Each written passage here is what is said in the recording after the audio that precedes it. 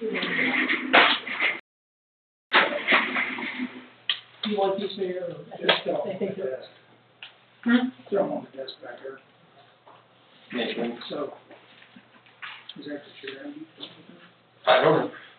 I just know, Yeah, he also doesn't use down. yeah. What they doing on the building?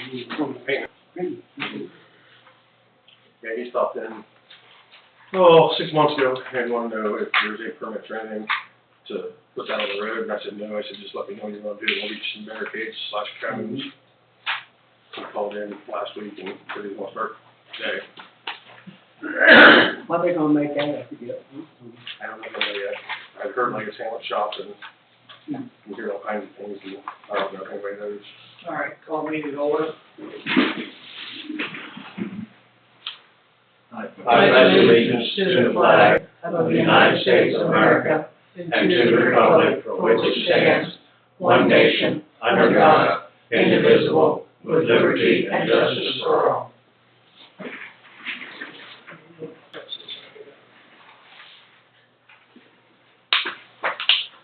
All right. Sarah's not here tonight, so I will be doing her due diligence to help her stay updated. Mayor Luma? Here. Fox? Here. Ball? Hudson is absent. Nichols? Yes. Miller? Here. Walty? Here.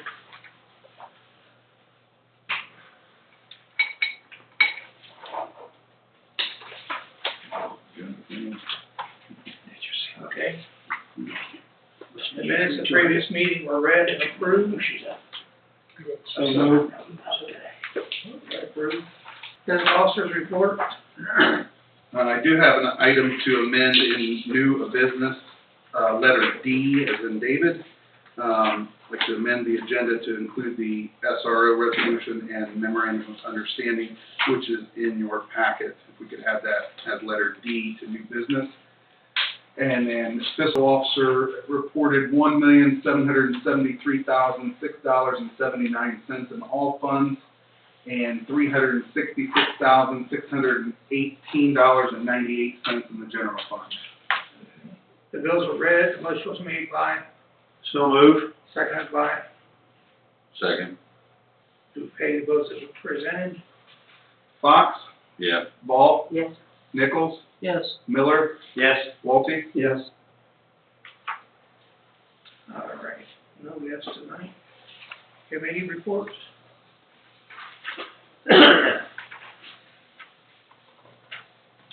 Okay, Okay, I guess between both of us, we're gonna go over the park committee. I want to do that in new business, Tim, We can, just because there's that much yeah, in it. yeah, let's do that. Because there's no way we need a motion or asking for a motion and whatnot. Yep, I agree. Let's do that. Perfect. all right, police report. Okay, you have a lot of information in your packet from me, some of which will be done in review business. So regarding the code enforcement issues within the village, I will have more information during old business, but I wanted to let council know that you'll see additional information in front of you that was not with my original report. You should have a list of properties that I sent a letter to that needs to place house numbers so they're visible on their mailbox and/or house, along with a copy of the letter that will be sent out tomorrow. When we did the initial property survey in August of 2023, there were 36 properties that did not have property numbers. The latest survey shows there are now 21 properties not in compliance. So I will have additional information in new and old business.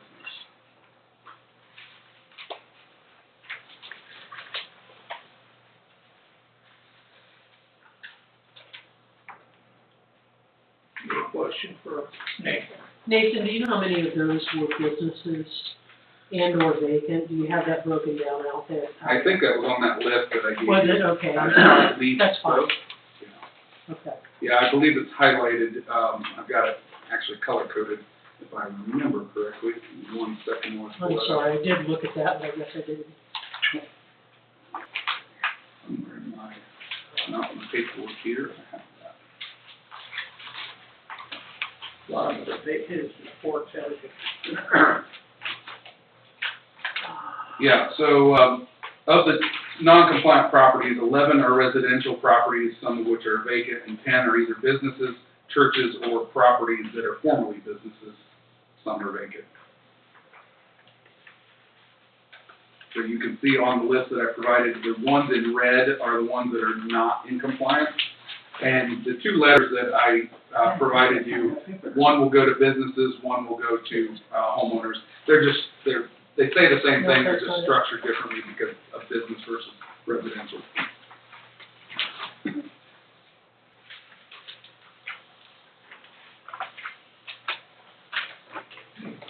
Anything else? Nathan, I don't know, I did see in your report, a comment that your auxiliary officer has been off. My part-time officer. Your part-time officer has been unavailable due to personal reasons.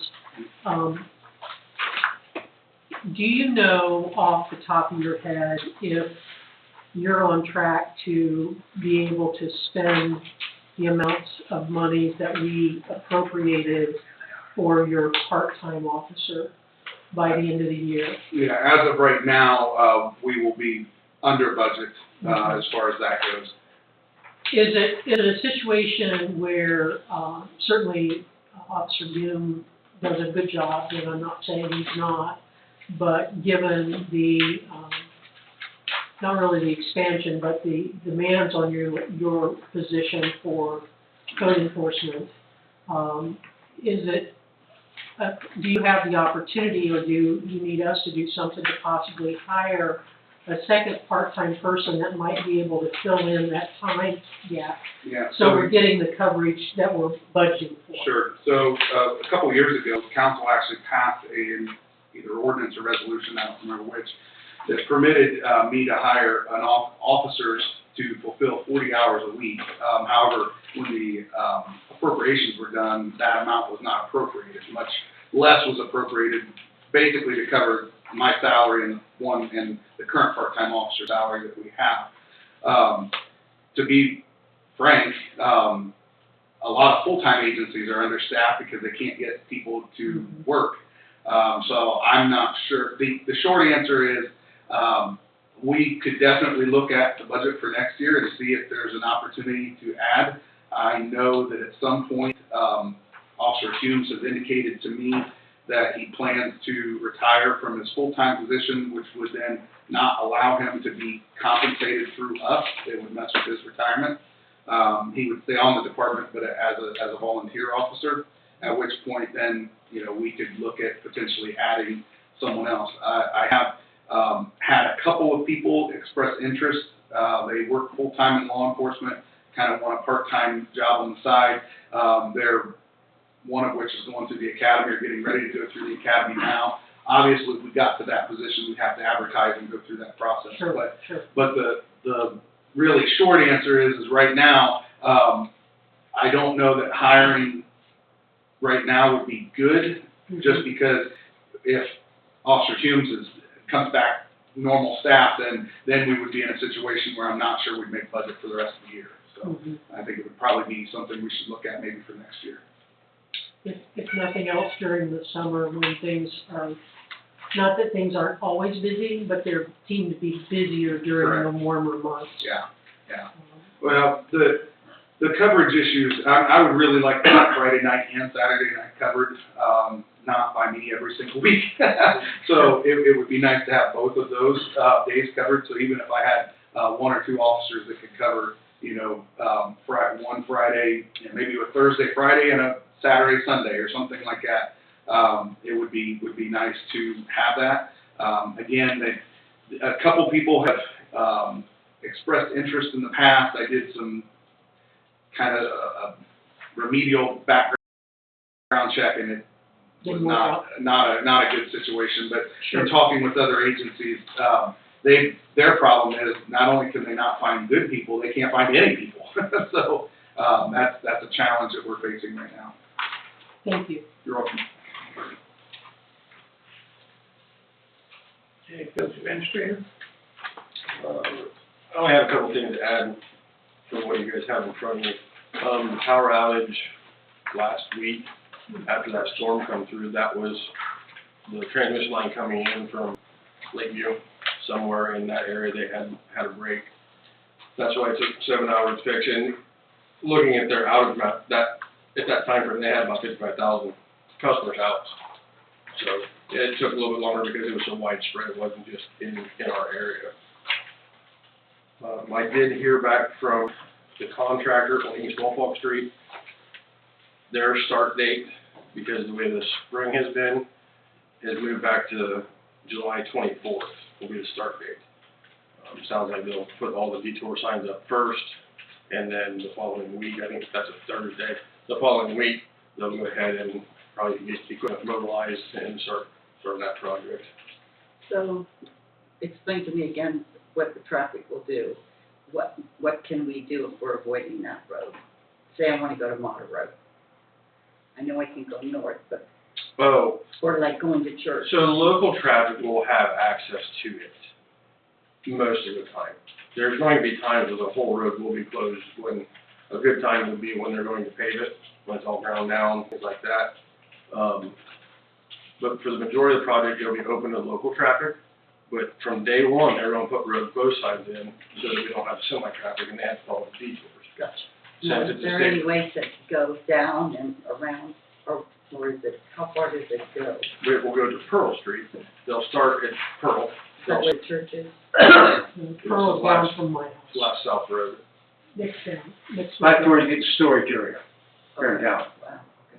Wow, They're going to start at the stoplight and go east. okay. So when they get to the Pearl area, will be towards the end of the project. But if it's closed, if Pearl Street's closed because they're going to go down that, they can come up Pearl and go down 67 East Walk. Again, local traffic, people can use it. Every night, folks will be able to get to their house and use their driveways. I think most of the driveways, 50/50, are off the alleys, so that helps. Unlike when it was West Walk Street, there was no other streets to be used to get to that side of town. So then they didn't have it totally closed the whole time. But this contractor wants to just go ahead and close it. That way they don't have to worry about semi-traffic and people from out of town don't know any other way to get through. Gotcha. Will they eventually be closing off Pearl Street too, though? Yes, Because eventually you won't be able, once they start the storm drainage, storm drain, you'd be able to get around it, you'd have to go to the north correct. to come around. Yep. Or, at that point when they go down Pearl, you could go down to Earl. People that live at the end of Ohio could go. I'm saying to get out of town. Right. To the west. So you can cut down the alley there, come out back here by the storage area. Yeah. That's only good Right, on to the Pearl north, you Street. could go to the north of East Walk, go down the street and come around, Mhm. once Pearl Street's closed. Correct, yeah. And, the whole road, when they're putting pipe in the ground, most of the pipe is on the south side of the road. Okay, So the north one should be usable a lot of the times. I was concerned with wheat harvest and all the farmers who go through town going to Indianapolis. And the con brought that up at the meeting, and the contractor said, if they see somebody coming in, they'll try their doggone best to get them through. Because with the tractor and wagons, to go a mile, mhm. at That's 6 a lot, miles an hour is a lot. it's a lot. So, yeah, I believe the contractor's working with everybody that they can to keep traffic flowing. Do they have a projected completion date? There is, weather depending, I think it was, October. October 6th. Letters were sent out either Friday or today to residents that are directly affected with it, letting them know Mhm. what, when, where, and how, and if there's any questions, feel free to give a call. Because we don't want them putting down that asphalt much past October. Rule of thumb is asphalt plants close in Thanksgiving, around Okay. that Thanksgiving week Okay. time. Now, once the plants close, you're just not gonna get it, but I believe they'll be able to get everything patched back in, weather dependent, but I believe that's the deadline.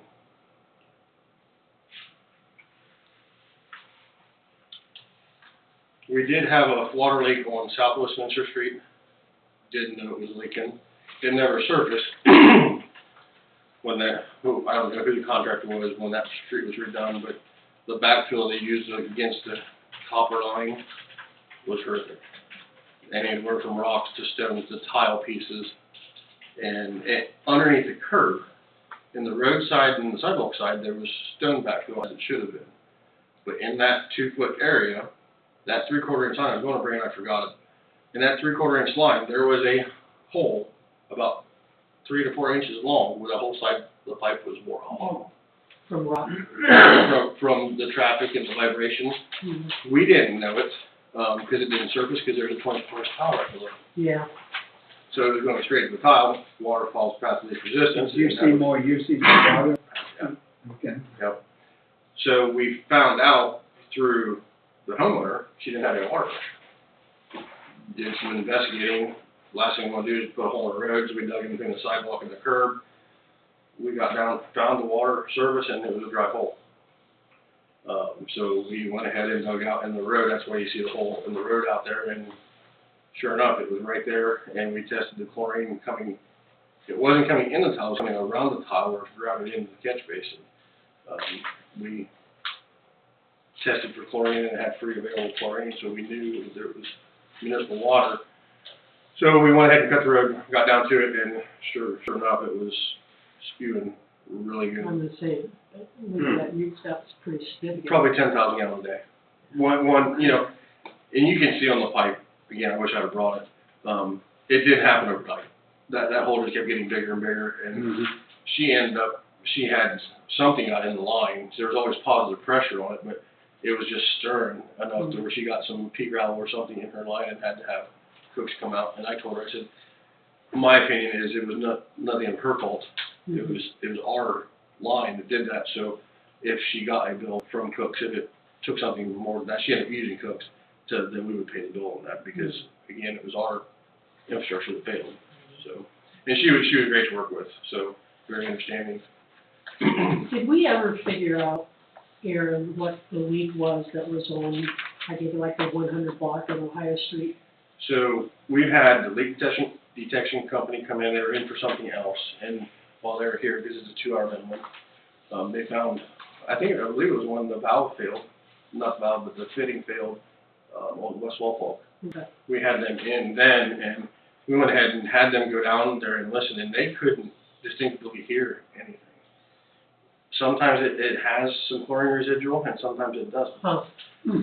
I know we've talked to neighbors, and the vacant lot that is right there by the catch basin, at one time, I'm sure it had water service there. So until we see to where it's drastically at the water plant on the numbers. The problem is, I think it's doing the same thing it's going in that catch basin. Yeah, I disagree, or I don't disagree. When it lets loose and it's a full flow, again, we can see those numbers on our daily reads. And that'd be one of the places that we would investigate further, obviously, looking at the catch basin, see if the water flow has ramped up and see if the available chlorine is higher. Thank you. Yep. We will be sending out letters to every resident. I spoke to this some time ago on the lead service line inventory. We didn't meet the deadline when it was due. It is done and approved currently. We're going to send a letter out because it wasn't done in their time frame. So that letter is going out. It basically explains what the inventory is and that we didn't have it done in their time frame. It is done now, and it's just basically protocol following what the EPA wants. Good. I'm sorry, I misunderstood that. I apologize. So we have every municipality, if you have lead lines, or if you know you have lead lines, Okay. you have to do a survey, which is, this survey, what had to be done in this block of time was address, house number, longitude and latitude, and 4 or 5 other boxes that had to be checked. If you knew it was lead or if you didn't know it was lead. We don't know where the lead is.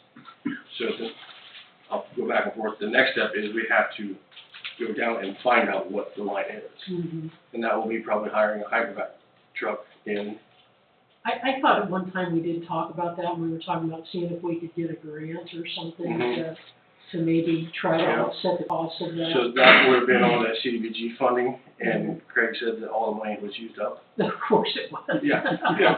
Yep. Just our luck.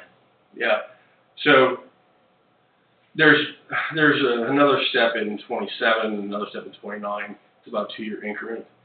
So it's just a matter of getting all that information and getting it done. I had sent it in on time, but there was a column that you couldn't see unless you scroll all the way over. I mean, it's like 3 computer screens over on the spreadsheet with information. And I didn't see that portion, so I just went ahead and sent it. And they sent back saying it wasn't completed, so it's since been completed to what the satisfaction of EPA is. Is there any way the residents could be able to see in their property, like, could they help us in any way? Doing that? I've talked to other communities at one of the seminars the other day, and we talked about that. We can send a letter out, and I think, not this building site, but the next building site, we can send letters out to residents to let us know what their pipe is coming in, because this is the issue with the lead and copper. We have to sample 10 samples at the same houses every year, but the residents have to sample it. So you're having a novice take a sample out of reading directions for their lines in their house.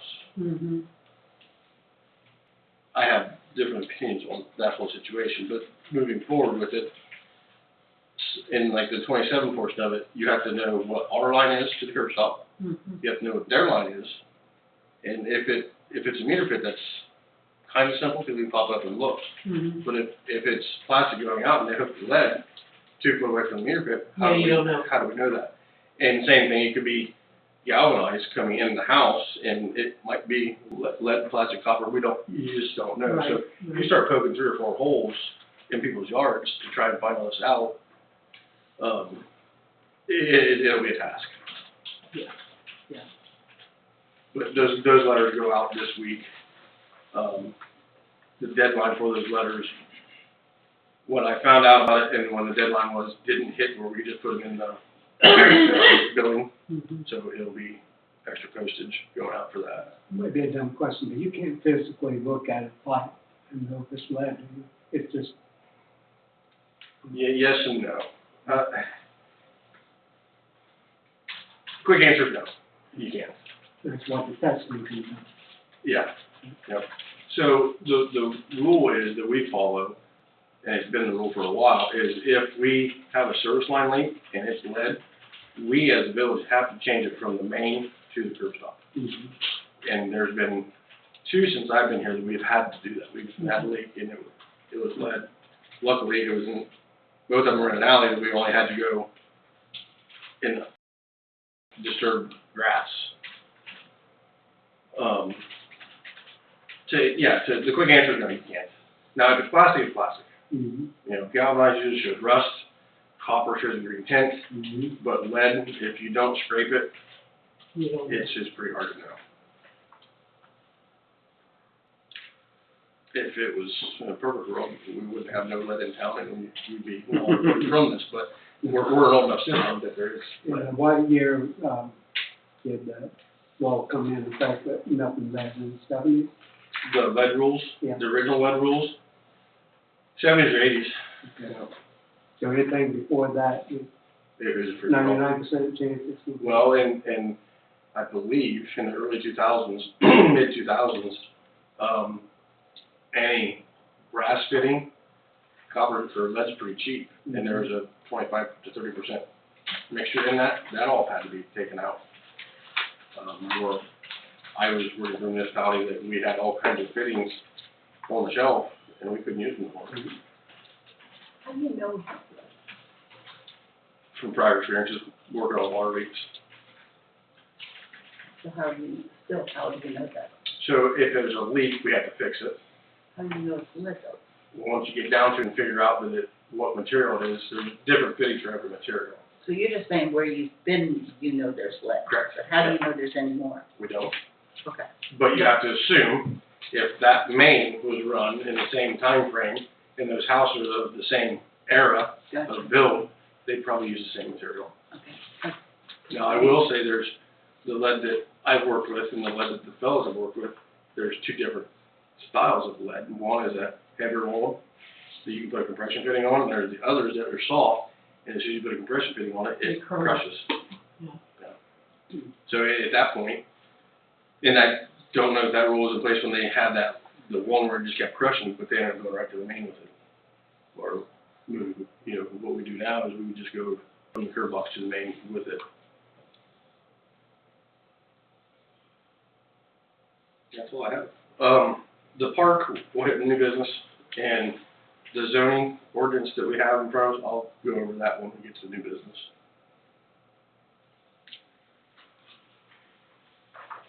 Any questions, Fran?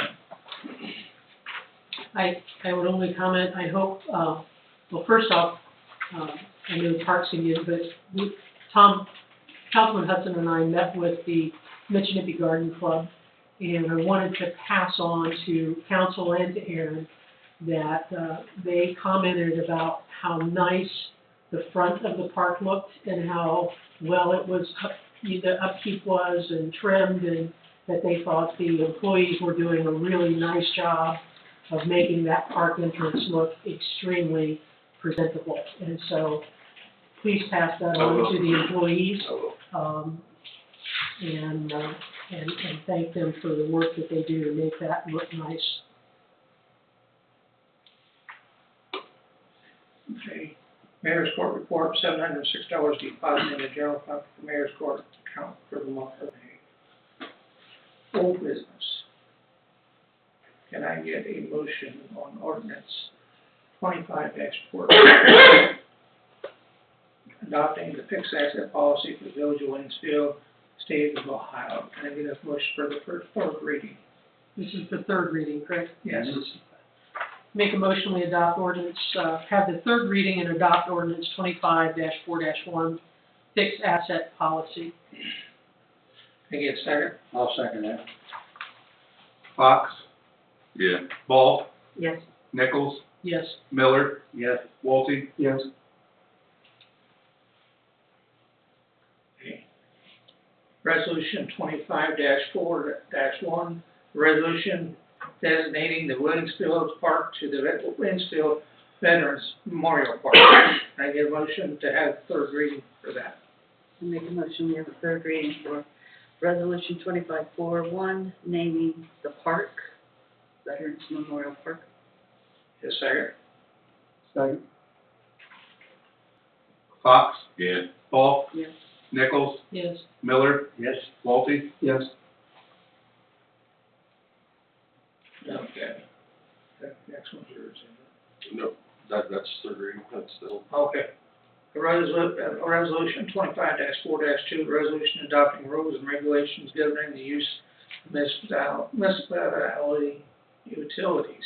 Can I get a motion to have the third reading? Can you remind me just real quick? That was basically, what brought that up was the freezing of water meters, and letting folks know that the first one. Gotcha. I make a motion, we, not say it, for resolution 25-4-2, water rules. Yes, second? I'll second it. Fox, Yeah. Ball, Yes. Nichols, Yes. Miller, Yes. Walty, Yes.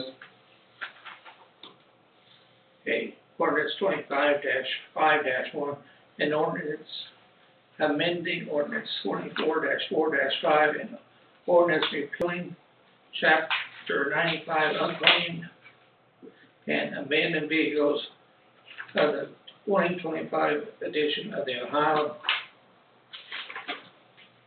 Basic Code adopted by ordinance 25-12, and repealing it with junk and abandoned motor vehicles attached as Exhibit A and declaring an emergency. Can I get a first motion to suspend the rules of three readings? Make a motion, we suspend the rules. Before we go into that, I'd like to address this. Well, we have to decide whether we're going to suspend the rules of three readings. And then, but whatever you want to do, Mayor, it's your call. Let's go ahead and do that, and then we'll go on. We get a second. I'll second it. I had Ball first, sorry. Okay. Go ahead. To suspend the rules of 3 readings. Fox? No. Ball? Yes. Nichols? Yes. Miller? Yes. Walty? Yes, That was the suspended rules. Now may I speak on it? Yeah. I have a letter for my Jeep that I bought to rebuild. I think it needs to be taken back to the property maintenance and revised on how you go about determining a junk vehicle. Because you have property owners that have junk vehicles around with trash and everything else in it that are a safety or health issue. You have property owners around here that, like myself, I work during the summer, in the winter, I got a project. That's my project. So you have tax-paying homeowners that want to work on something and rebuild it. So how do we determine, like the house down here, you see immense improvement on it, so then how do you decide whether that's one of the properties that you're going to do? So what I'm suggesting is take it back to there and look at it, and review it, and see if there's a determination that can be made to consider whether it's junk or not. I have a legal plate on mine, it does run, but I'm taking it completely apart to redo. I have a legal plate, I can start it, whatever, but there's gotta be a determination here on what's a junk vehicle or not. I got, unlike everybody else, I could say for myself, I have $2,000 worth of parts for it in the shed, waiting to put them on. So the vehicle runs and it has a tag on it. The tag is actually in my pickup truck, but yes, it has a legal tag for it. So you have one tag for 2 vehicles. No. I got a vehicle in my pickup truck, and the plate to that is in my truck because it fell off. is it But what I'm saying is It's the a current vehicle, tag until 2026. so the vehicle that you got a letter concerning it runs and it has a tag. Yes, So it currently does not meet the definition of a junk vehicle. obviously it does because I started taking it apart. But it has a tag. But it has a tag on it. That's what I'm saying, we have to, That is, what I'm saying, Vern, is that is the definition. okay. Right, what am I'm I saying- correct? Am I correct? Yeah, Nathan? The definition is the vehicle that's tagged. If there's any vehicle that's missing or partially or totally disabled, essential parts or parts of the vehicle's drivetrain, including but not limited to engine, transmission, transaxle, drive shaft, differential axle, extensive exterior body language. I mean, I'm just reading what it says on whatever page this is, the definition of junk motor vehicle. What I would say to this is, the process that we have in place is, at the time that council has brought the list of properties that have at least one potential junk vehicle or more, if the property owner disputes that their vehicle is constituted as a junk vehicle, they have the ability to appeal the decision, and I've encouraged several people to do that when that time comes, to appeal before the zoning board of appeals. That's the due process, right, to allow an individual, if they feel that after assessing the vehicle, that their vehicle is in compliance, or there's another mitigating factor, such as an insurance claim or something like that, they can bring that before the zoning board of appeals. Then the zoning board of appeals can determine whether or not they want to give it additional time, whether or not they say, no, you need to get this taken care of, that type of thing. If the property owner doesn't make the appeals, though, then the time frame in which it has to be removed or mitigated, then it becomes presumed that the vehicle is in violation of the junk vehicle ordinance, if they don't appeal it. So it either needs to be taken care of, or it needs to be appealed in order to be brought forth. If the vehicle runs, and it's clear the vehicle runs, and the vehicle has a current license plate on it, then, yeah, I mean, essentially, I, as the person who's tasked with enforcing this, am not going to a property owner and asking them to start the vehicle. That's not within the purview of the job. So, but if it's clear, and we've got a couple of project vehicles within the community, if it's clear that it's a half a vehicle sitting there, if that's the intent of the property owner to fix it up and to get it running, then it would still probably qualify as a junk or abandoned motor vehicle, at which point, when the service of process is done and the notice is taken to the property owner, they feel that they shouldn't be in violation, then they need to appeal that. And if I understand what Vern's saying, is to send it back to the Property Maintenance Committee, but I am on that committee, and I believe those were written by our attorney, not by us. That is correct. A lot of it, in fact, I've got actually the copy that I printed out has some comments with the attorney's notes on the side of here. The attorney has approved this language, and when the attorney approves this language, he or she, depending on the attorney we had at the time, would look at the Ohio Revised Code and give a parallel comparison to what that is, along with what other jurisdictions have done throughout the state of Ohio. And this is the copy that they determined was applicable for us. Two questions. Does it have wheels? Well, again, when you look at the definition of a junk motor vehicle, if there's flat tires, missing wheels, or missing or partially or totally disassembled tires or wheels, that would qualify as a junk or a junk motor vehicle under the definition. Second one is, if they come to the appeals, is there a time frame that has to be worked out, or? So, at the point in time in which the individual is giving a notice that they can file the appeals, they have, I believe it's 7 days to make that appeal. And then once they go before the appeals board, then it would be up to the appeals board to determine how much time they wanted to grant. We have a training coming up in July for the Board of Appeals. The attorney will be here to conduct that training. So to answer you whether or not the appeals board has the ability to give 2 years' time or whatever the time frame is, I don't know, because the attorney's actually going to do that training, and I'll know more in July when that happens. So I anticipate if this moves forward, and if it doesn't move forward, it just bumps the time frame back. So either way, council, this is up to you guys to make the decision. But once this is done, I anticipate within a 30-day time frame, depending on scheduling calls and that type of thing, coming to the next council meeting with pictures of properties that have possible violations, things like that, so we can move down the flow chart that you've previously been presented, so we can move forward in that direction. I would make a motion that we adopt ordinance 25-5-1 and do it as an emergency. I have one more comment. I'm sorry, go ahead. Since we really want to get rid of the issue of abandoned vehicles, would it not be prudent then to set that not 2 or 3 years?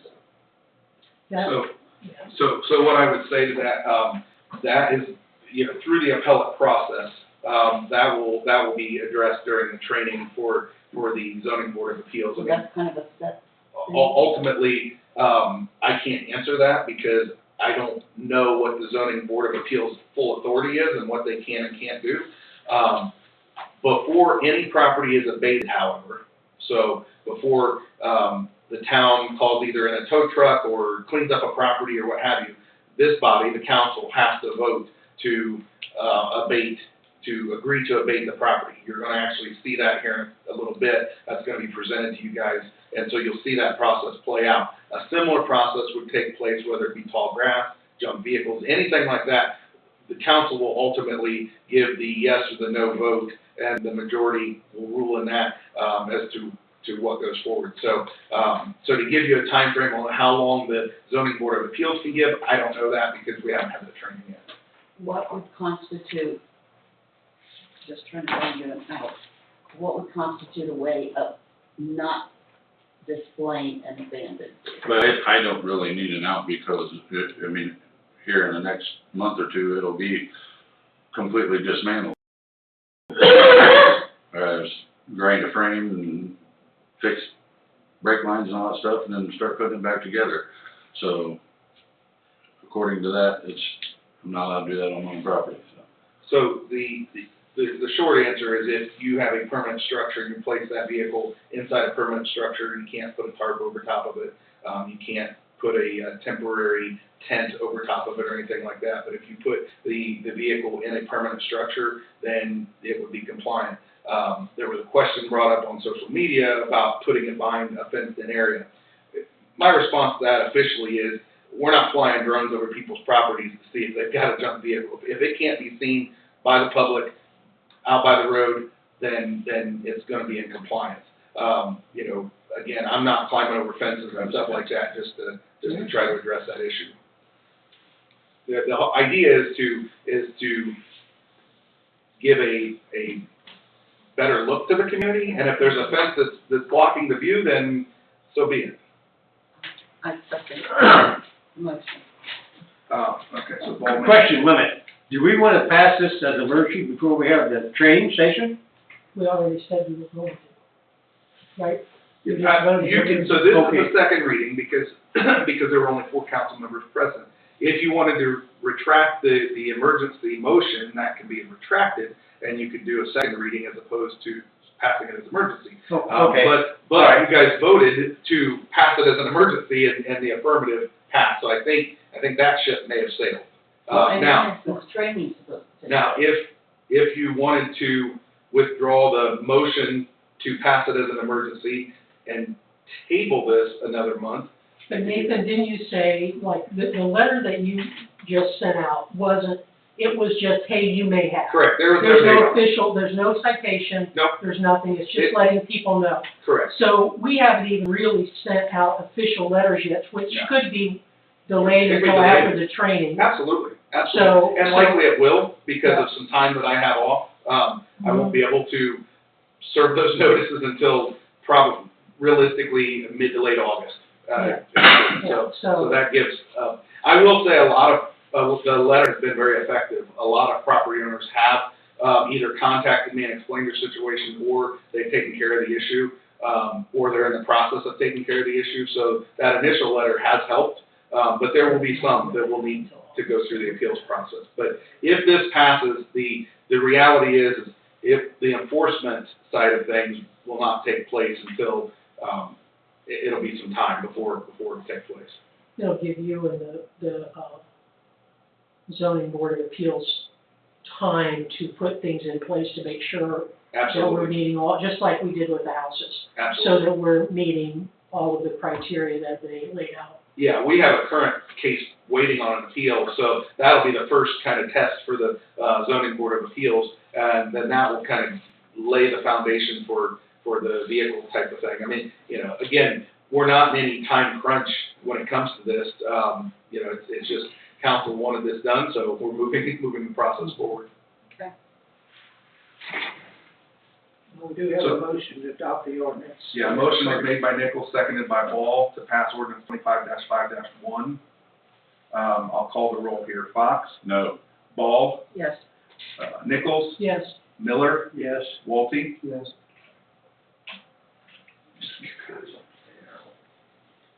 Okay.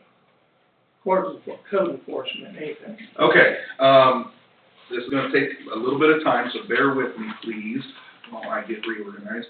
The first property that we need to discuss for possible abatement, should be in front of you. I tried to put them in order in your stack of papers that was not in the original packet. So this would be Todd Raines, 205 West Mulberry Street, Waynesfield. The initial notice was sent on April the 14th, 2025. He had until April 29th, 2025 to comply or contact myself. Mr. Raines did not comply or appeal. I am referring this now to council to consider passing a resolution abating 205 West Mulberry Street and billing said property owner with contingency Right. right. that if the Yeah, property owner yeah. does not pay the bill, that the property taxes will be assessed and to declare an emergency. There are pictures with that. You'll see resolution 25-6-1, and then behind that, you'll see the pictures that were taken at, I believe it was 8:39 this morning. So you can see the pictures. They're, you know, for those that are watching on social media and for you guys, you can see there is significant tall grass around the various piles debris or what have you, both in the backyard and the front yard. The front yard, pictures are the first 1, 2, 3, and 4. The backyard starts with page 5. You'll see a little trailer. The boats may fall under the vehicle side of things, but they're not out of compliance based on what we've issued, where we're at with the grass and litter. So Nathan, would we hire a company to do this, or would this be something the village employees would do partially, or how would we? So I will defer that. That's where we'll meet. I'll meet with the administrator, so I will defer that question to Aaron, what he would feel most comfortable with. So, Mr. Administrator. Couple things there. First and foremost is the safety of our guys going down there and not knowing what you're getting into, whether it's from poison ivy to whatever, Hey, to all the things it could be. And then the other thing is workload we have, I feel it should be hired out. it should be what? Hired out. And I would also say, whenever the issue is abated, if council decides to abate the property, I would be present during that time to provide security for whoever does that. I don't foresee I will be present for that. Yes. And What do you weigh in? Motion to suspend the rule of 3 readings? funding, So according to the Ohio Basic Code and Ohio Revised Code, that funding has to come out of the general fund. And at which time the property is abated, that money would go back into the general fund. So, And is that gonna, is that, and if we have to put it on taxes, the taxes have to be paid within a year? I'm not sure how long the taxes would have to be taken care of. It has to be paid if the transfer of title. Okay. That's when it has to be paid. Right, okay. Just keep adding, if not. The county will add their late fees and everything to it. And in some cases, if there's enough money, everybody gets paid, otherwise somebody doesn't get paid, and sometimes everybody gets a percentage of it, what's owed. It just depends on how big the amount is. and why isn't it settled? Yes. If it's not sold, it's not worth anything. If there's a $10,000 bill and it sells for $1,000, there's only $1,000 to go around, they can't do it. But I thought, always thought taxes and stuff had to be paid when that was part of the transaction. You'd hope. I know.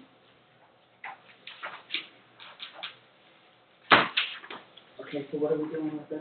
So you have the ability, if you choose to suspend the rules of 3 readings, you could do that and then pass the resolution authorizing the abatement. If you want to have 3 readings on it, then you could do the first reading. You would not have to suspend the rules. You could just have the first reading. Again, this is somewhat new territory for council because we've only ever abated one other property. Considering that this is a property that is currently not vacant, if council feels like they want to try to reach out and talk to this person one more time, or if they said there's, due diligence has been extended and the homeowner has not taken any steps to appeal to try to get additional time or anything like that, then council can proceed with the suspension of the readings and move forward. It's totally up to council.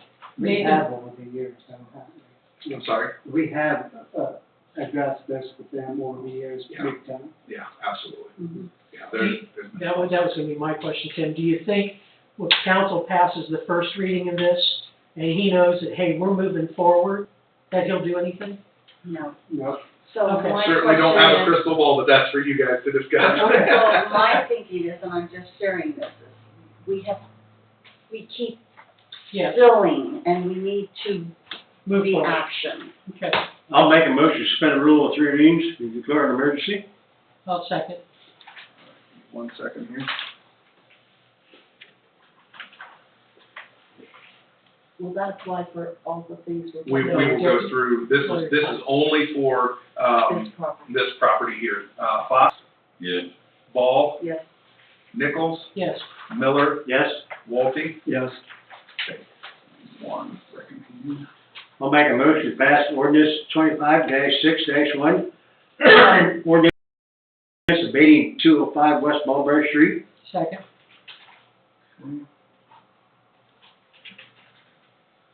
Fox, Yes. Ball, Yes. Nichols, Yes. Miller, Yes. Walty. Yes. Give me 1 second while I take this here real quick. And we'll move on to the next one.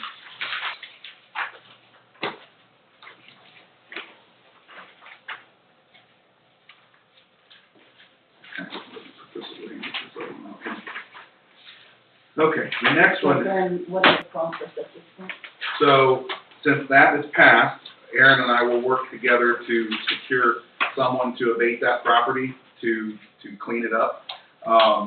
And then, you know, once it's cleaned up, the only recourse the property owner has is to levy a lawsuit against the village, or pay the amount due. Those are the only options. Is there an organization that makes people don't have finance?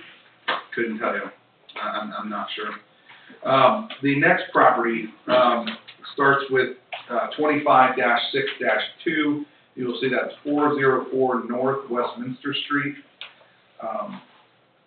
This property, as you can see on the current pictures, if you compare with the old pictures, you can see some overgrowth. The trash bags, interestingly enough, they had cleaned up for a while. On page number 3 of the pictures, if you go to 3 in the lower right-hand corner, you can see the trash bags are there. Those have been there for a couple of weeks at least, maybe 3 weeks or a month. So they initially got rid of some trash, and then they've accumulated more and just let it sit out there. You can see the kind of the overgrowth in the backyard if you look over at 6. And then page number 7, you've got, looks like window frames and a bed frame that are kind of behind the shed. Page 7 and 8 show both of those as well. So you've got some trash on the property. They've also got a vehicle that has not moved for a while, but again, that will be addressed in a separate matter. But currently, I believe they are residing there at least part of the time. But we are at that point where council can see that on April the 8th, 2025, he had until April 29th to comply or contact the code enforcement officer. No contact was made, however, the property was mowed and the initial trash was removed. New trash has been surfaced. And so it is now time for council to decide whether or not you want to abate the property or not. My question is, it gets cleaned up and then it gets messed up again. Well, It's gonna happen. So we turn around and do it again? yeah, I mean, maybe, again, I don't have a crystal ball, but maybe if the village takes care of it and he gets assessed, that there'll be a stronger effort to not be in violation in the future. Maybe not, maybe we'll revisit this again, but, you know. And this house is not a rental? It is not, it is not. Make a motion that we declare an emergency and suspend the rules of 3 readings to adopt resolution 25-6-2. Resolution authorizing the abatement of 404 North Westminster Street. Second. Okay. Fox, Yes. Ball, Yes. Nichols, Yes. Miller, Yes. Walty. Yes. I make a motion we adopt resolution 25-6-2, resolution authorizing the abatement of 404 North Westminster Street. Second. Fox, Yeah. Ball, Yes. Nichols, Yes. Miller, Yes. Walty. Yes. Now, number 3 is a bit of a wild card. Because I have good news to report with number 3. Yay. If you look at Number 3 is pictures. This would be the property of 209 East Mulberry Street, Samantha Danner. Sure council has the original photos that I provided you. If you look at what they've done since receiving the notices, you'll see a dramatic difference in 209. So I would point out on page 2, there appears to be a pile of stuff, we'll say, maybe an old trampoline frame and a lawnmower, things like that. But the grass is mowed. They have been making progress towards cleaning it up. On page number 4 of the pictures and page number 5 of the pictures, you'll see an area that looks like a swimming pool was there. I will tell you there was a swimming pool there. It is no longer there. They've cleaned that up. The backyard is actually night and day difference from when the initial notices were first served. The only thing I would say is the fence line that you can kind of see in picture number 5 and picture number 4 does have some tall weeds and things like that. However, there's a lot of those around town along fence lines and things like that. So if Picture number 3, is that like a pile of trash or? so, it looks like there's some kids' toys, a gas can for the lawnmower, and there is a trampoline frame that looks like it's damaged. And I think if memory serves me correctly, the young man that lives there wants to disassemble that and take it for recycling. He just doesn't have the tools, or he's trying to get the tools to disassemble that. There is a person in town, I actually have him down as his name, Metal Guy. There's a guy in town that will pick up scrap metal. He'll Sure. come to you and pick it up. I mean, in some instances, he'll help take, and he recycles. So, Right, right. if anyone's interested in that, I have that number and certainly would be willing to share, so that if people have junk metal they want to get rid of, we have someone in town that will do that for you. And we'll go with cleanup day is Yeah. July And the cleanup day's 3 coming. weeks. Yep. 3 weeks. So, it's up to council. If council wants to move forward with the abatement, and honestly, the abatement portion would be knocking down the weeds. Actually, photo number 2, you can kind of see the backyard. You can see the overgrowth around the basketball hoop, and then further back, there's a blue truck. The fence is actually in front of that blue truck where the tall weeds are. I think in the past, they may have sprayed them and killed them that way, but they have not done that this year. If council wishes to abate that and the town take care of that for them and assess the property, certainly you can pass that resolution, or if you feel like the compliance has been gained based on what council wants to see, then you don't have to do anything. In your communication with him, he or she has the property owner said, I'm going to do this, and they're following through with what they're telling you. So I haven't had any conversations with the property owner, but the tenant that lives there has communicated with me, and he has actually followed through with everything I've asked him to do. Okay. He's 18 years old, he's a young kid, and he works 12 hours a day, and I was actually pleasantly surprised when I took those pictures that he had, that property had been cleaned up as much as it had been. It's not saying that it won't get back to the point where we need to enforce again, or take a stronger stance, but I think there's a lot of properties in town that are not currently in the enforcement process that are worse than this one. If I'm hearing you right, your recommendation would be that they're trying, very obviously trying, and that we could table this one until our next meeting? Yep. That's what I Okay, said. then I would vote that we table this Okay. and bring it back up for discussion. Yeah, and we can check it in a month. And I don't know if you need to vote on tabling it. No, there would, you wouldn't need a vote. I just put in the minutes that, this one was tabled. Yeah, I think we table it and come back next month. So if you speak At with least he's him, making an effort. He's making an effort. Yeah. if you speak to him, can you, itemize the things that are still Yeah. left? Yeah, absolutely. I would talk to them and say, hey, this was I'll just tell them what happened tonight, that we talked about, council taking action. They chose to give you some additional time because these are the things that you need to address a little bit. For you've done a great job so far, you just need to address this a little bit more. Yeah.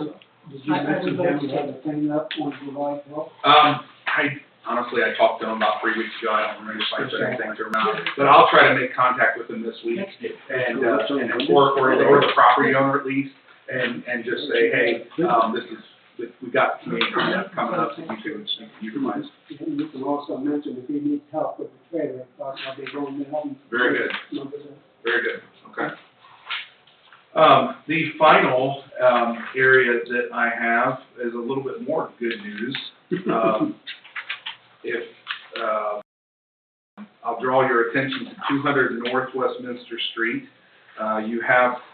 I would say you have current pictures, but would not be the truth, because I took the pictures early this morning, and by this afternoon, the looks of the property's already changed. So, the pictures you currently have in front of you, the first picture was taken on the 18th.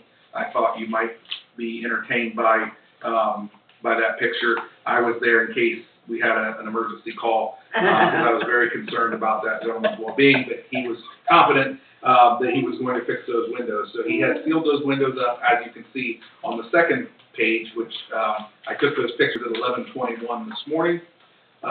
This afternoon, all of those bushes and all of the trees, honestly, I haven't been by there to see, but I'm told that all the bushes and trees are gone now. Oh, my God. And the property appears to have been secured around the foundation, and then the shed on the back of the property, you can see those, I believe, might be current pictures.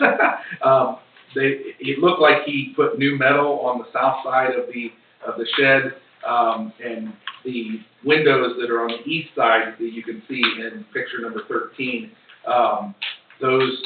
it looks like he fixed the windows because those were hanging open and somebody could get in there, but it looks like he has at least latched those to where they're not open. Previous pictures may have shown the back porch having a bunch of debris and an old couch frame on there. Those are all gone, so they've gotten rid of all that. So is this is it? So, based on what I'm seeing, I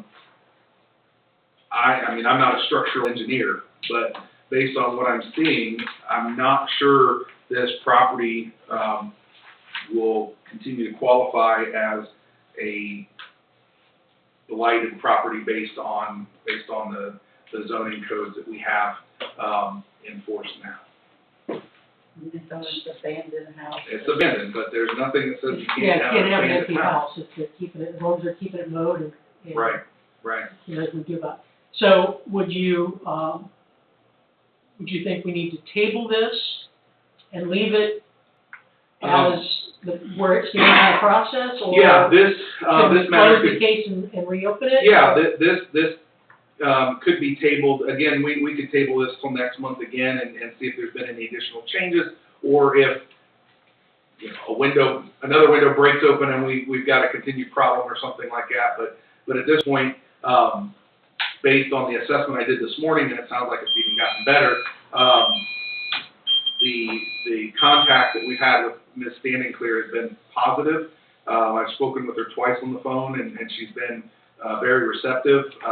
The gentleman that you see on the roof, I believe came from the Cleveland area and he's been down several times to work on the property. And he's trying to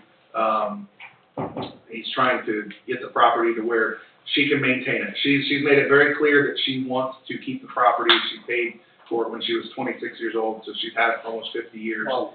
And she has no desire to sell it or anything like that. And how old is she? 74. So she also expressed to me that she likely would never be able to see the property again, but it was hers, and it's what she's attached to. So I would suggest that we table this until the next meeting, and you bring us updated pictures to see where they're at. Yep. And we just leave it open so that we don't have to reopen the case if we need to. It's not a dumb question, but can you have, in Ohio, have homeowners insurance? You have to have it? you do not have to have homeowners You don't? insurance. No, Okay. no, you sure don't. Wow, then that's a hazard to everybody else.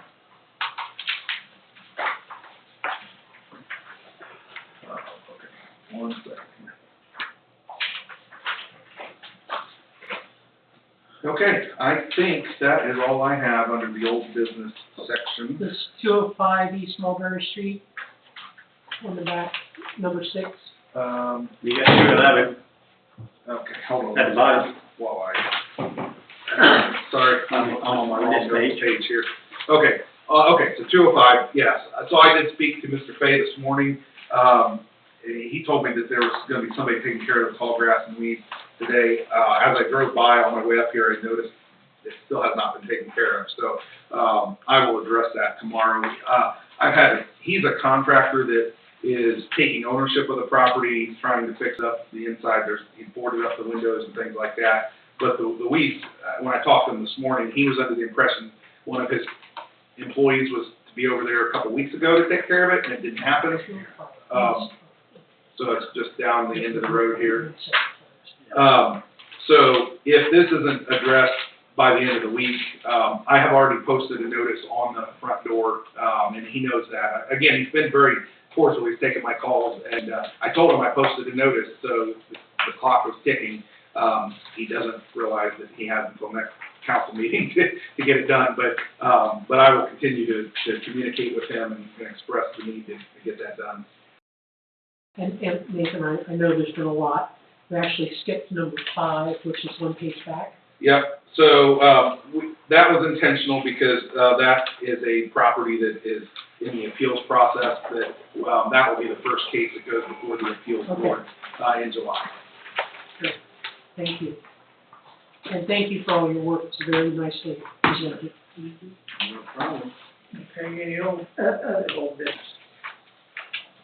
Okay, new business.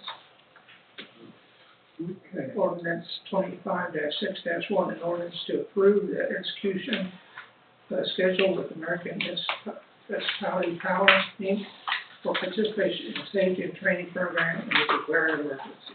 And, Aaron, I'm assuming this is coming from you. Yeah. This is new? It is. So Okay. basically, they're covering their bottom line. So when we go to their trainings, their hands-on trainings, one of the trainings that our guys go to frequently is the pole climbing exercise. Mm-hmm. So they changed the way they do things, and basically they said that they were only liable to this coverage because they are a training facility. And our solicitor looked at it. He said, in his mind, it looked fine. He said, we checked with your insurance. We checked with the insurance, and they all said it was fine. It's basically just a cookie cutter of covering. And our insurance company wrote in something to you that if one of our employees got hurt at one of these trainings, they are covered Mhm. by our insurance and workers' comp. Yes. So they have coverage, and we have it in writing. Yes, it's an email. Oh, okay. And Please it's file not that just, somewhere that we can. yeah, get it's not just the village of Waynesfield. It's every member of AMP that goes to those types of. And I understand, but Yeah, we're only worried about we're us. covered, yes, correct. Okay, as long as we have it in writing. I make a motion that we suspend the rule of 3 readings and adopt ordinance 25-6-1, an ordinance allowing us to enter into a training agreement with AMP Ohio. I'll second that. All right, Fox? Yep. Ball? Yes. Nichols? Yes. Miller? Yes. Walty? Yes, That was a motion to suspend the rules. I make a motion we adopt ordinance 25-6-1, an ordinance entering into an agreement with AMP Ohio to provide training. Ball with the second. Fox? Yep. Ball? Yes. Nichols? Yes. Miller? Yes. Walty? yes, Ordinance 25-6-2, an ordinance amending section 500, paragraphs 1 and 2, Board of the Zoning Appeals and the Waynesfield zoning ordinance. I did read through that, and the only question I had, Aaron, is, it talks about the zoning boards of appeals having to have a council member on it. That's still in there. And I'm not sure that is what, I know that's not how the board's made up currently, Mhm. and I'm not sure that's what you guys intended. And I can't get my fingers on that right now, so I'm trying to find it. Yeah, Bob, here we go. I thought we pulled that out. So The one we have in front of us is, the red is what's changed, and the Right. crossed off stuff is what was taken out. Right.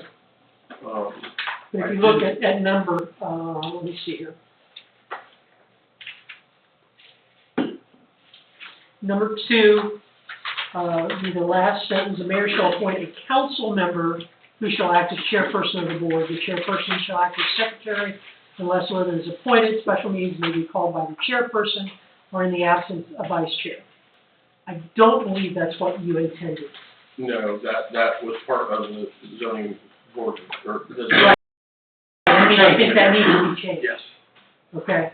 Yep. So I'm not sure I'm not sure how you want to handle that.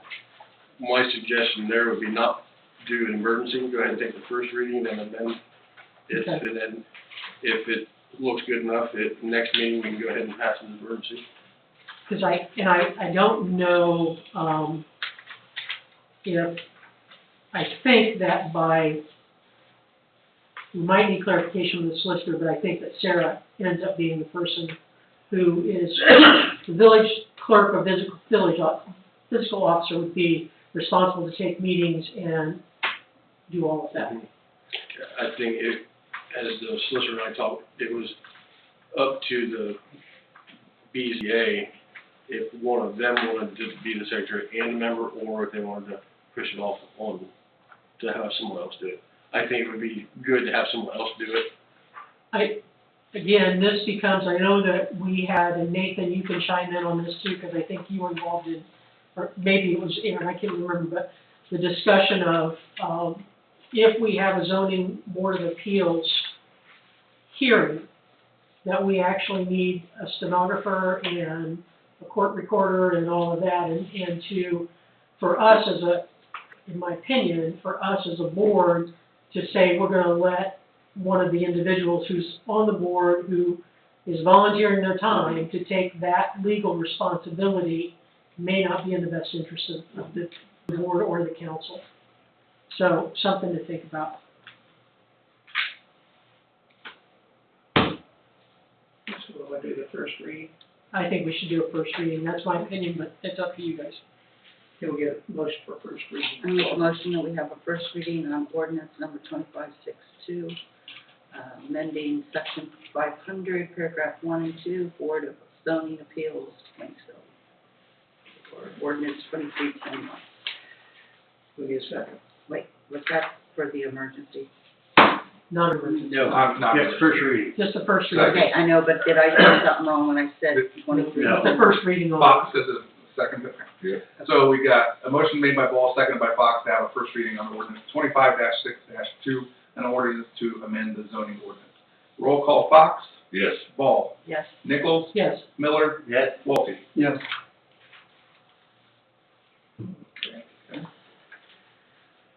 Is this where you want to do the park? Yeah. I'm sorry, which one, that one, or pictures, sorry, I got one in there somewhere. Go ahead, then I'll be the battery box. Okay. Listen, Terry. This my papers, Mike. Too many papers. Okay, yeah, the park committee meeting on June 17th, and at 5 p.m. attending was, Aaron, fiscal officer, Montgomery, Chief Motter, council members, Fox, myself, and Hudson. Items on the agenda are splash pad and benches. Administrative vendor met with the potential splash pad installer and stated our infrastructure is more than adequate to operate the proposed splash pad equipment selected. I believe, if you look at the splash pad, that's one that we, as the committee, picked.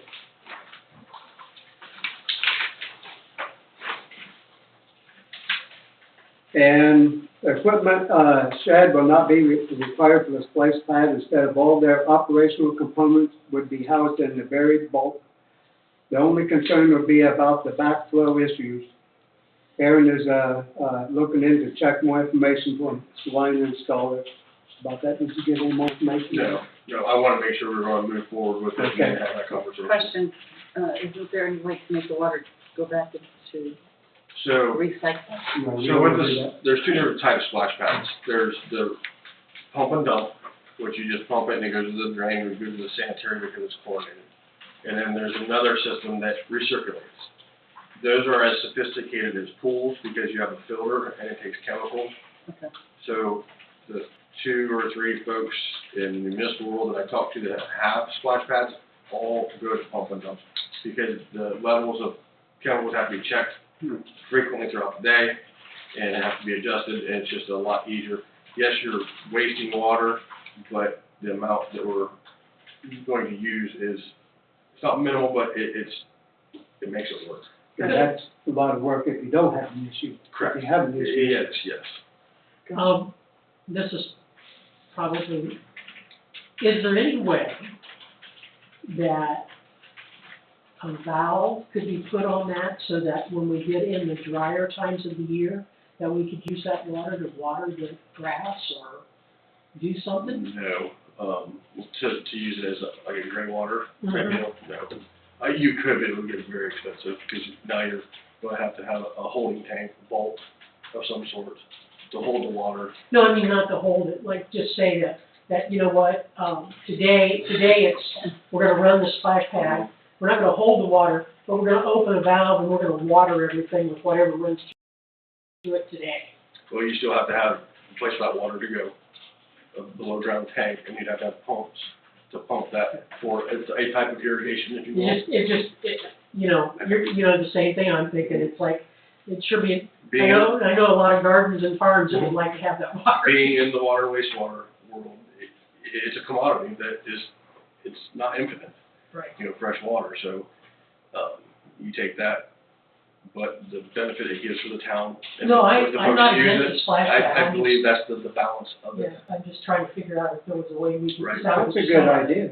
Yeah. Yeah. Or even if Just it could be a water. valve and put some kind of little pump on it that would pump it through an Right. irrigation system and keep the grass around the ball diamonds nice and green, that'd be fantastic. Yeah. Or even water the walking path. All right, well, it was a thought, not a good one, obviously. Okay. Also, no household electrical service will be needed to run the splash pad. All of the controls are operated by low voltage rechargeable batteries. The splash pad representative also suggested we would not need proposed wind cells for a shade, that we talked about before, getting those. They was pretty expensive, right? Like $1,500. Because our existing structures, some of the houses are close enough to proposed sites to provide adequate shade. Can we go back to the battery thing? Yeah. Considering a power station for my van, is that what we're talking about? Like a power station, or what is It's just only thing that uses electric is the valves to turn it on and off. Mm-hmm. And it's a low voltage, so it's DC, and the battery might, depending on the usage, the battery might last a week, it might last a couple of days, but you get extra batteries with it, so there's one always charging, and you just change those out. They're chargeable. Yes. Okay. Go ahead. Recommending what proposed splash pad colors. If you look at this sheet here that's got the little symbols, what the committee chose was number 3, color 3. And Just like those. Primarily blue and gold, and blue and gold. yeah, that, there you got a little bit of yellow, orange, maybe. Is this for the surface No, this is for the equipment. overall? Okay, I see, okay. The equipment here. So basically what the picture is what you chose. Somewhat, not quite. Oh, no. Close. Yeah.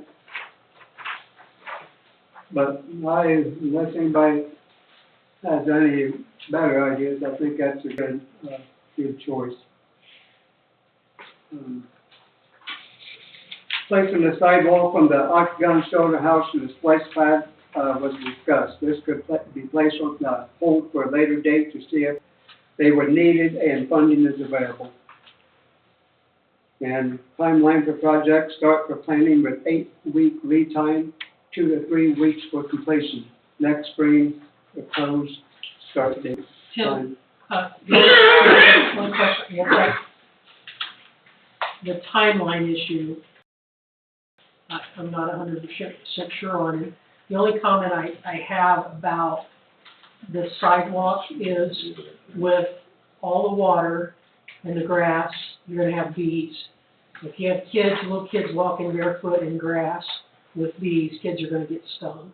And so I don't know if that was a consideration, because I guess I'm for a sidewalk if we can afford one. Well, and we talked about, with working with the contractor while they're there to piggyback on their loads of concrete that's coming, to at least put a sidewalk in to go to one of the shelters. Right. For that reason, then there will be, so you have your main area with all the equipment on it, and then there's a 5 or 6 foot area outside of that they can walk around. If they didn't want to walk through the splash pad, they can walk around that.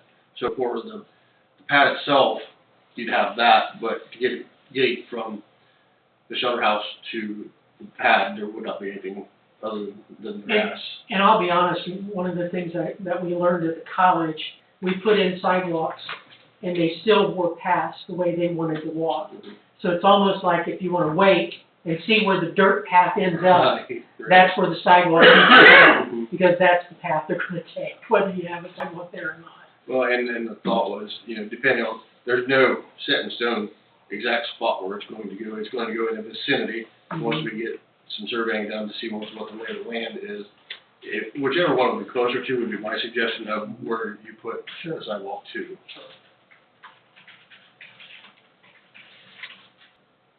Okay, the committee looked into, 2 possible bench types, also considered the considerable price difference.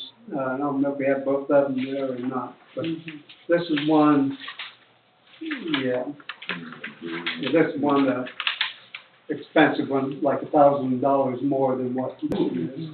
Now, these are at the school now, by the playground, on the back, facing basketball. I was there a few days ago, they're nice. Don't show much work.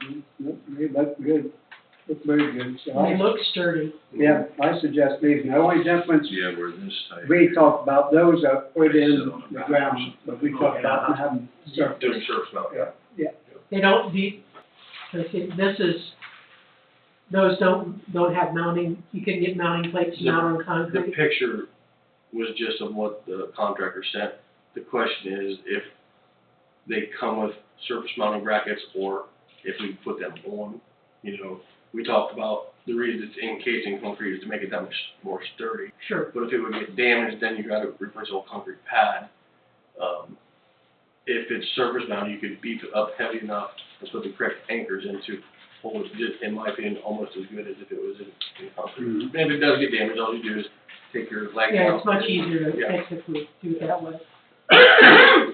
But this one here with kids, they can climb all over this thing and not hurt it. Look at the school, That one there would be kind of iffy and a big waste of money if you ask me.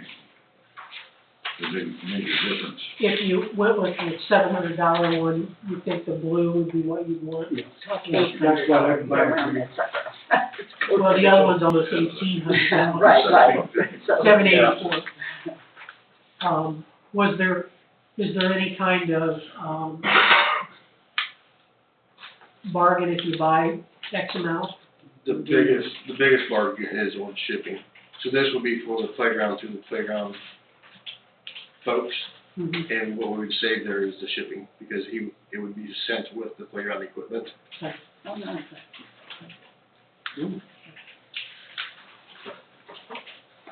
Thank you.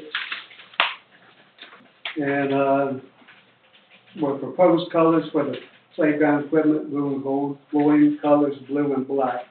That, if you go to the school play area, that is blue and black, and it looks very nice.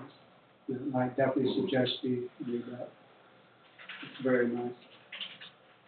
And it seems to be holding up good. I know we did some things, like a year ago. Yeah, from what I understand, talking with the installer and other folks, is your heavy play areas are going to get worn out quicker.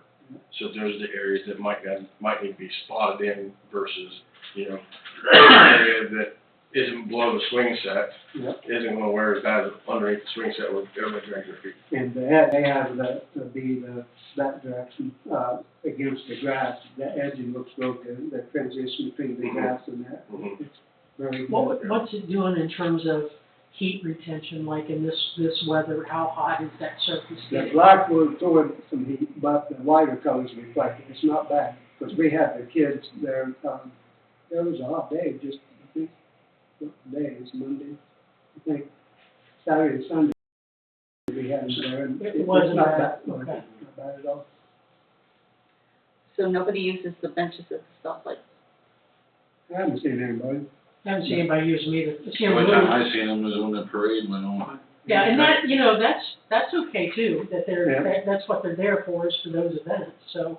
You won't know until you remove them, if you I remove know. them, and then you'll know Right. who uses them. I don't know if we should remove those or not. I mean, I would have it in a different location, but I don't know if we want to take those. They don't look bad, I mean, you know, just sitting, and then during the parades, if people are using them, Well, we have two businesses on the corner that are potentially going to open, Mhm. and if they just say it's an ice cream or sandwiches, whatever, those benches could get a lot more action to Yeah. them.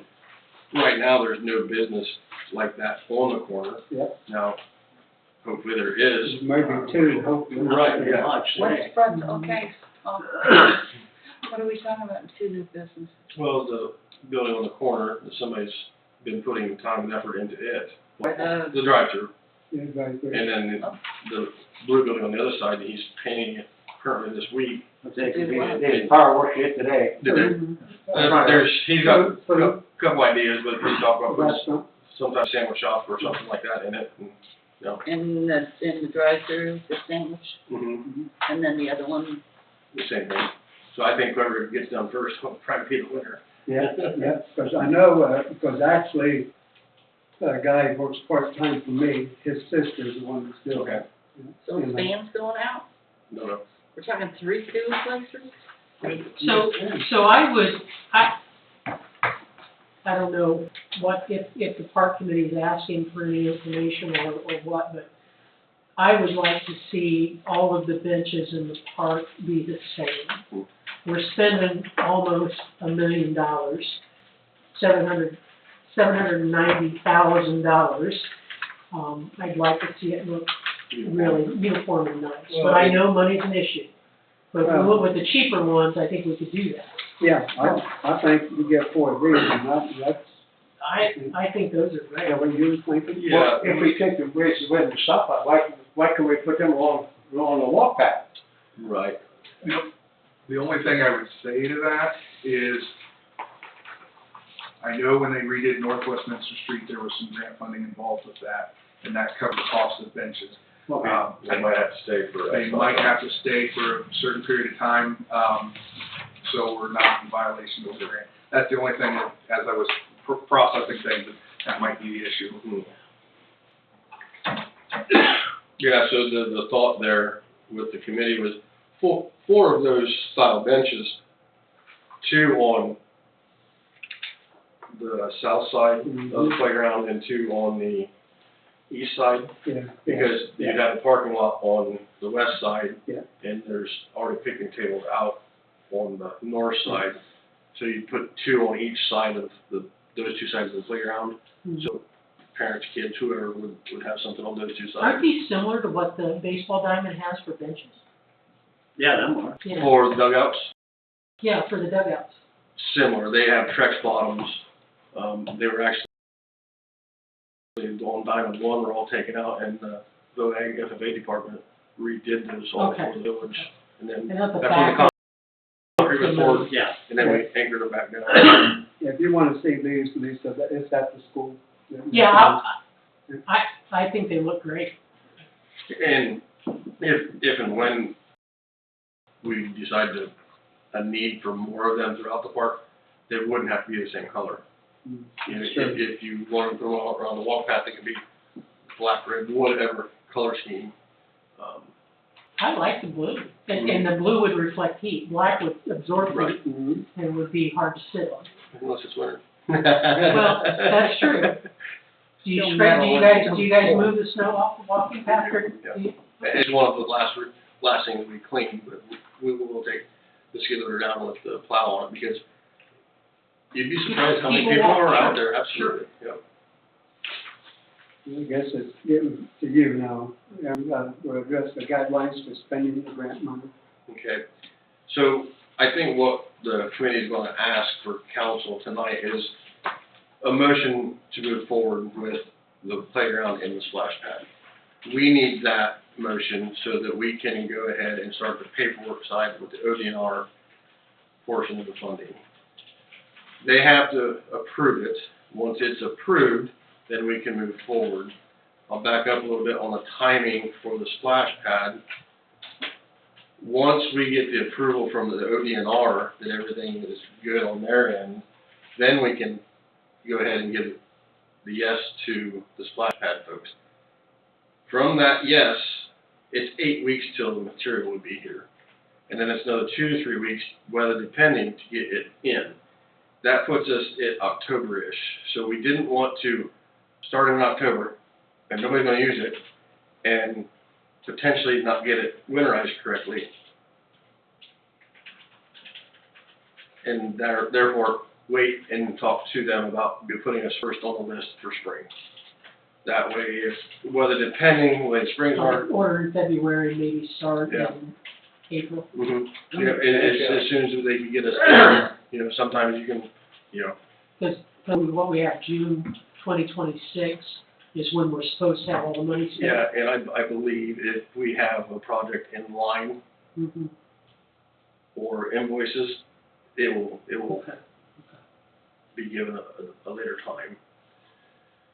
That being said, so we did find out, I think there was a question at the committee meeting about, so if we would give the go-ahead to the splash pad people for the splash pad, once we get a motion from council, once we get the approval from ODNR, we can have that open for as long as we need. The only time crunch on what we can hold is if we ask for that 1/3 up front. That 1/3 has to be used within 45 days. That won't be a problem because that can go straight towards the playground. The playground is net 30, the splash pad is 50% up front and 50% at completion. So either way, if we would ask for that 1/3 up front, we can get that exhausted. And then moving forward, it's an in and out, we have to pay it out, and then we talked about this before, it's 30-ish days. Once this ODNR gets our request or the receipts, they send that back to us and it goes back into our account.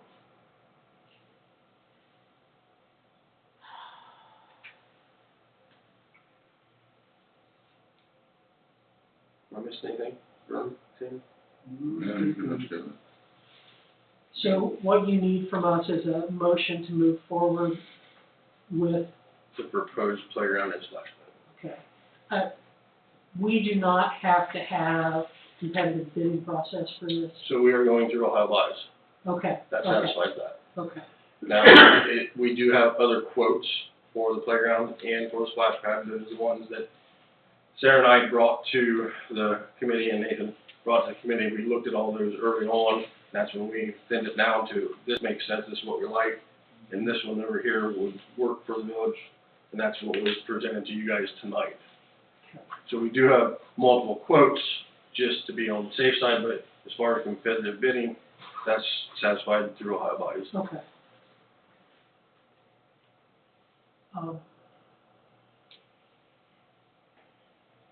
So I would make a motion that we approve moving forward with the proposed playground and splash pad as presented by the park committee. It's second. Second. Well, Tim has a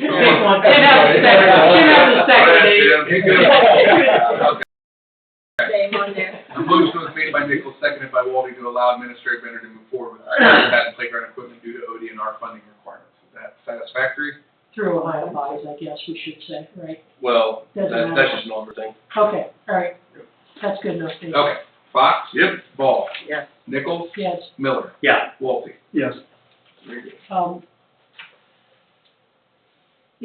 since Tom's not here, one of the things that he and I spoke with the Michinippie Garden Club about was getting community involvement, in organizing a dedication event Mhm. for this project.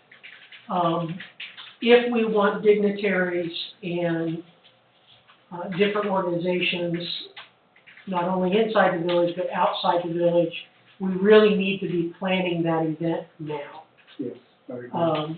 And so, I don't know, if we want to refer it back to the park committee, if we want to establish an ad hoc committee to begin that process. I will tell you that, Tom and I have spoken to Michinippie Garden Club.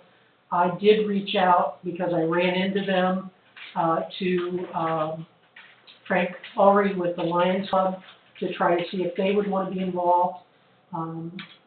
But we need to begin that process, I believe, sooner than later.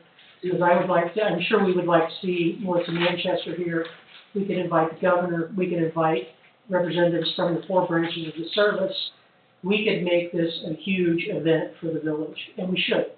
Never in the history have we had almost $1 million to spend on parks.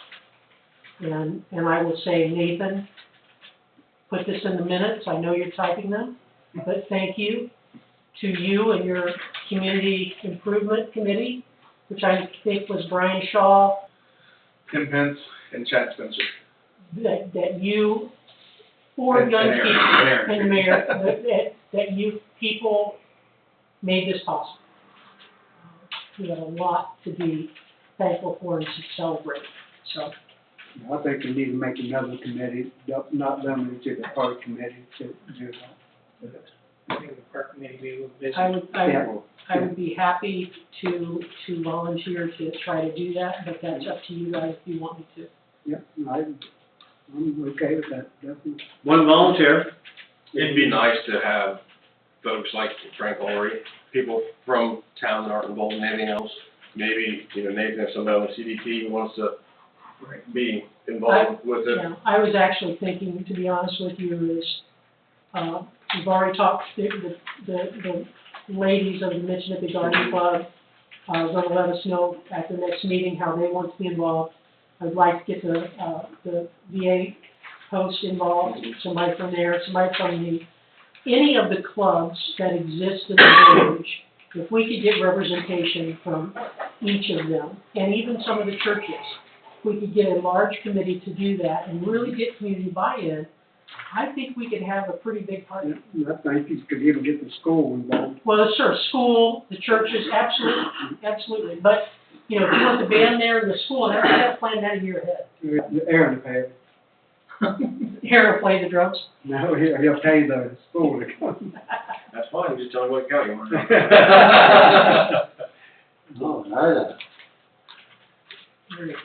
Well, I need, because I don't want to step on anybody's toes, I need some kind of official something to say, yes, you want me to move forward. I make a motion that we make Lisa the head of the new committee for the wonderful celebration we're going to have for the park for next year. Second. Okay, motion is made by Ball, seconded by Walty to name Lisa Nichols as the Chair. chair of the the ad hoc organizational committee Listen, for the park celebration, the park dedication. An ad hoc committee that is a committee that is temporary and it has one specific task. Okay. So it's not a standing committee like safety or utilities or, it's just You have to go with Okay, it. he wants to know if it's celebration or dedication. Okay, here's what I got. A motion is made by Ball, seconded by Walty, to name Lisa Nichols as the chair of the ad hoc organizational committee for the Waynesfield Veterans Memorial Park dedication. That's good. That's Sounds great, Baker. All right, and let me grab this over here so I can vote. So that people don't think you're corning in, Okay, so I'll call the vote. as if anybody. Fox? Yep. Ball? Yes, Nichols? I'd say, Miller? Yep. Wolfie? Yes.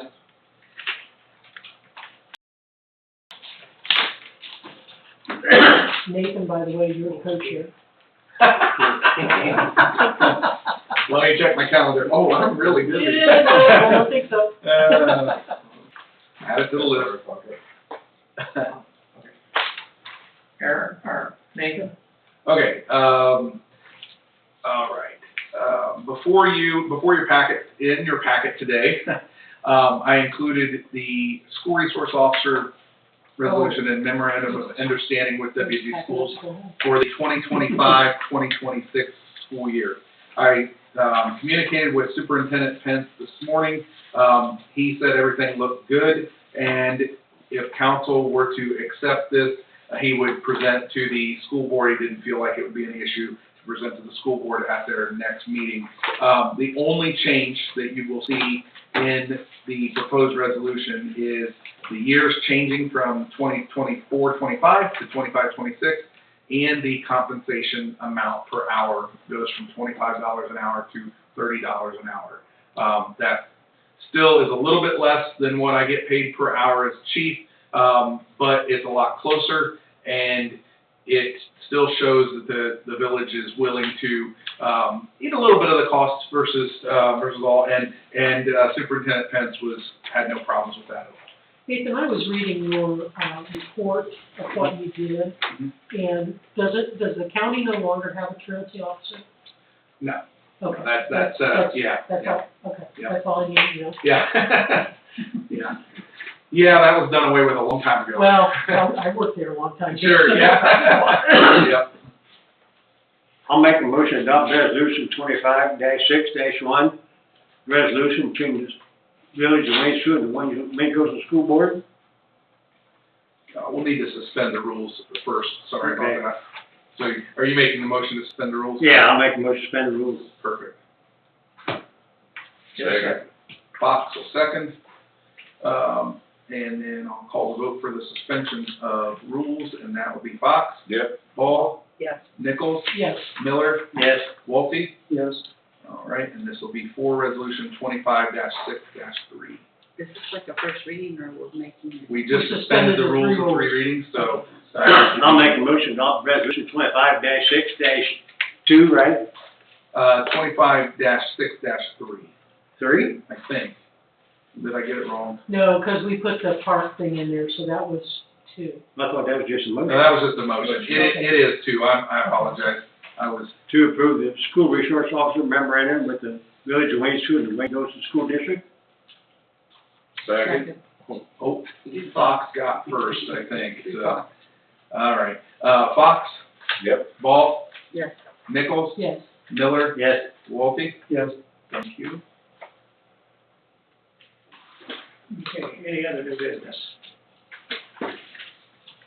All right, motion to adjourn. I make a motion, we adjourn. All right, I heard Fox first. Ball, do you want a second? I will. All right. Fox? Yep. Ball? Yes. Nichols? Yes. Miller? Yes. Wolfie? Yes. I will shut the live stream off.